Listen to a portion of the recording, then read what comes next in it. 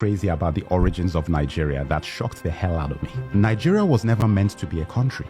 It was something else entirely. Why are we still bearing the name given to us by the colonial masters? I mean, this name was imposed on us. The name Nigeria. The name Nigeria actually is a company designed for their profitability. And I keep asking myself, why can't we come together and change that name? That name is not supposed to be a country. That name is a company rather, for the benefits of these colonial masters. Now, am I angry to call myself a Nigerian? I love my country, but I am not comfortable with my country bearing Nigeria. Do you know the annoying part? This name Nigeria was named by someone's side chick, Flora Shaw. Flora Shaw is actually the mistress of Lord Lugard. Oh, you don't know. It is very, very upsetting to know how Nigeria came to be. Check out this video. I'll meet you after the video. Crazy about the origins of Nigeria that shocked the hell out of me. Nigeria was never meant to be a country. It was something else entirely. In this video, I'm going to tell you exactly what I discovered. Oh, and I want to acknowledge Burna Boy for bringing my attention to this in his song Another Story on his album African Giant. Thank you for inspiring this video, and all of you, let Burna Boy know he got to me, and now I'm sharing this information with you. The creation of Nigeria was never about democracy, never about Christianity. It was all about money, business, and profit. None of it for us. Pay attention. The area now known as Nigeria was called the Slave Coast up to 1870. This was the point at which the British had stopped slave trading and moved on to palm oil as their primary commodity out of Nigeria. One of the main suppliers of palm oil was the Benin Kingdom, and you have to watch my video of one of the greatest African kings most of you have never heard of, Oba of Oranwen. This is an important story for me personally because I am from that region, so they are my people.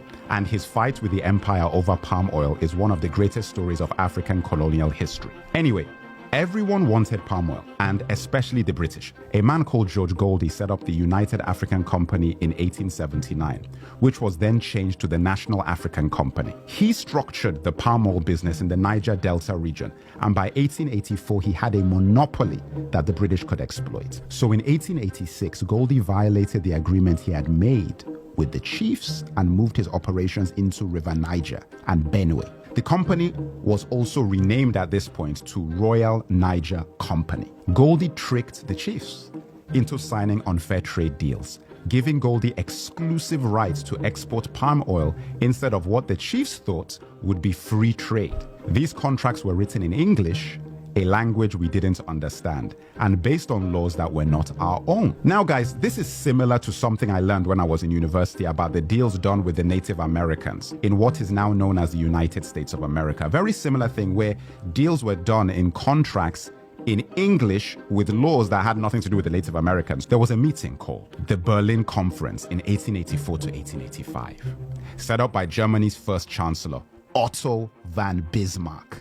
This was where the colonial powers discussed how to carve up Africa and structure trade across the pieces of our continent that they would take. We were not a part of this conversation.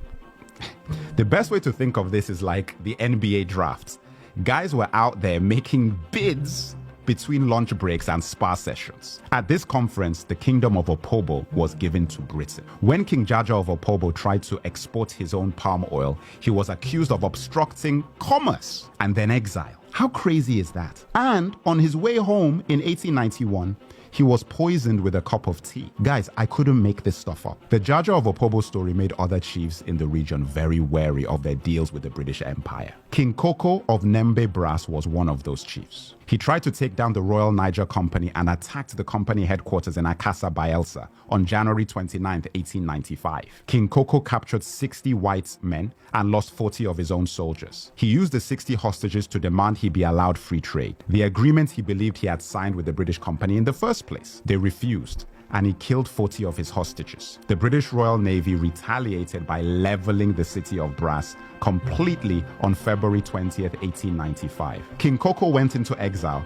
and the British not only took control of the palm oil he once had, but also fined the people of his kingdom £500 as well as confiscating their weapons. Tragically, King Koko committed suicide in exile in 1898 after being branded an outlaw by the British company that had taken his kingdom, palm oil, and reputation. The Royal Niger Company sold its territory to the British government for £865,000 in the late 1800s. This territory was known as Nigeria. In 1914, the Southern Protectorate and Northern Protectorate was combined by Lord Lugard, and like that, the Royal Niger Company was rebranded as a country, which would gain independence on October 1st, 1960. Lugard is a place in Nigeria today, like there's a street called Lugard in Ikoyi. The Royal Niger Company changed its name to the Niger Company Limited, and it was then acquired by Unilever. Unilever still operates in Nigeria to this day. And that, my brothers and sisters, is how Nigeria came to be. We have a long way to go to fix the country. And it starts with the February elections. But we won't ever have a hope in a solution to our problems if we don't know how they started. Remember, it's not about asking anyone else to fix this. This is about knowing your history.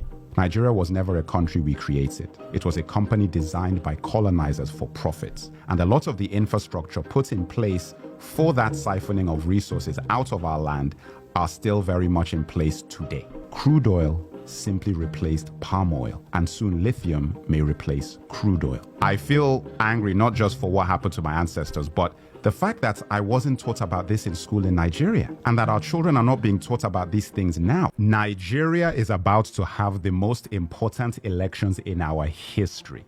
The results will affect not only our country, but the entire region of West Africa, and in turn the rest of the world. Because you know that our resources are fueling a lot of people. Every Nigerian going to the polls should know everything about who we are and what we're up against and the creation of Nigeria. Yeah, that's the history of Nigeria.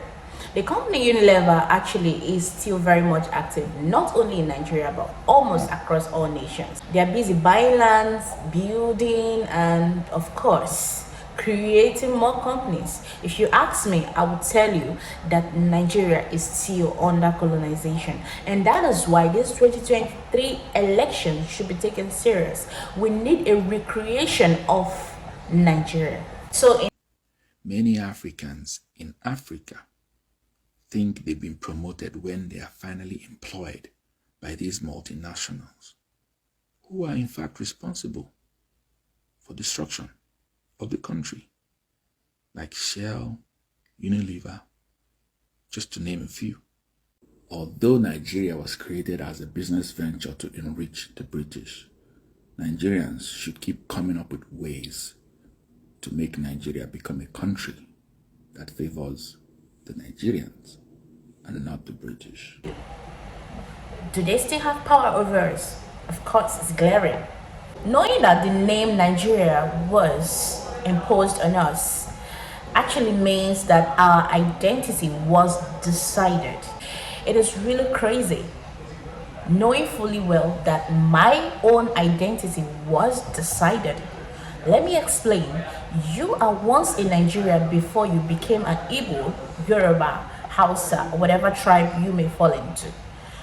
Now, like I said earlier in my video, if you ask me, I will tell you that my name is Adeze and I am from Anambra State. I will not tell you that my name is Eukarya or my name is whatever and I am from Nigeria. No. So, can we come together and decide what name our country will bear? Because even in the overseas, you will see that in diaspora that most of our identity has been stolen, and that is why it seems like we don't have rights in other countries. It seems like we are being treated differently in other countries.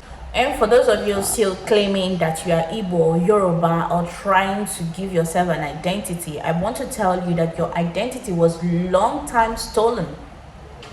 Of course, creation of Nigeria was never for religion. It was never for tribal. It was never for anything. It was simply created for money making, and this money making was not even for our benefits. Please kindly subscribe to my channel and hit the like button. Of course, share your views under the comment section. Do you feel happy about the story that I shared? Tell me in the comment section. See you next time.